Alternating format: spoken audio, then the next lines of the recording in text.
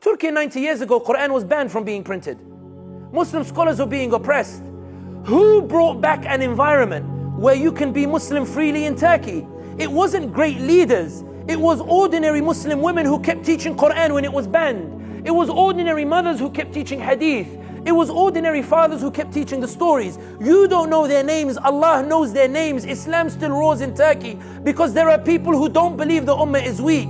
They believe that systems fall but the ummah is alive. Everyone says the caliphate fell in 1921 and it is a disaster, the ummah suddenly collapsed and the like. But the British couldn't capitalize. They were kicked out of Egypt less than 40 years later. France couldn't capitalize. They were kicked out of Algeria, where we're from, 40 years later. Italians couldn't capitalize. They were kicked out of Libya 40 years later. Because even if systems collapse, the ummah does not die. The ummah does not sleep. The ummah does not disappear. The ummah keeps going regardless of the situation. When the Algerians kicked out the French, they chanted. My grandfather was a mujahid. He fought in the mountains against the French. He said, Sammy, we came down from the mountains and chanted, Ya Muhammad Mabruk Alik, Al Jazair Raj'at Lik. When the French left, we chanted, Oh Prophet Muhammad, congratulations! 132 years and we returned Algeria to you.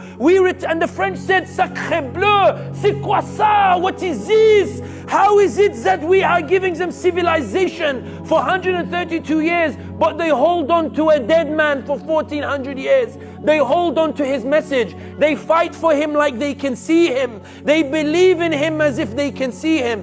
Who is this man and what is this religion? When you meet these people, when you see them with your own eyes, don't be arrogant and tell them the ummah is weak. Be honest and say you are weak. Be honest and say you don't want to struggle. Be honest and say you're not capable of it. But don't look in the eyes of an ummah that keeps struggling, that keeps winning, that no matter how many times they colonize it, the ummah keeps shaking off the chains. No matter how many times they bomb it, they produce more huffar than Palestine. No matter how many times they slaughter, the ummah keeps going. Why? Because it's not about whether you have a Miami city in the Muslim world. It's that the Muslims will never let the ummah die, because its Lord is Allah subhanahu wa ta'ala and its Prophet is Muhammad.